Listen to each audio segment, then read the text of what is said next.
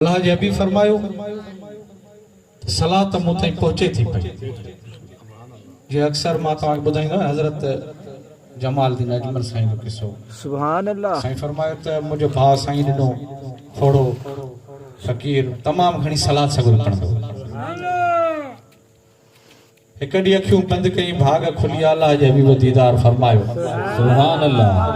अर्ज़ करे तो सोना साईं जेका मां सलाद सगुरी पढ़ा तो गोराम खां या मोटाणी खोड़न खां गंबट खां रानीपुर खां सिंध खां सोना मुझी सलाद सगुरी मदीने पहुचे थी पई।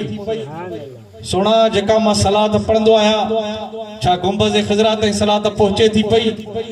सोना जेका या मोहब्बत में मां सलाद पढ़ा थो छा मुझी सलाद तव्हां ॿुधंदा आहियो।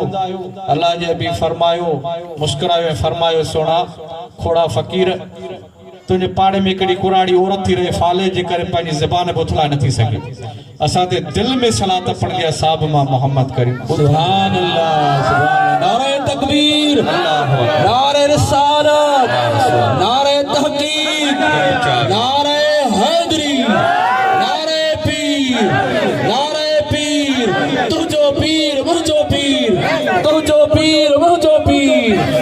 सुभान अल्लाह सुभान अल्लाह।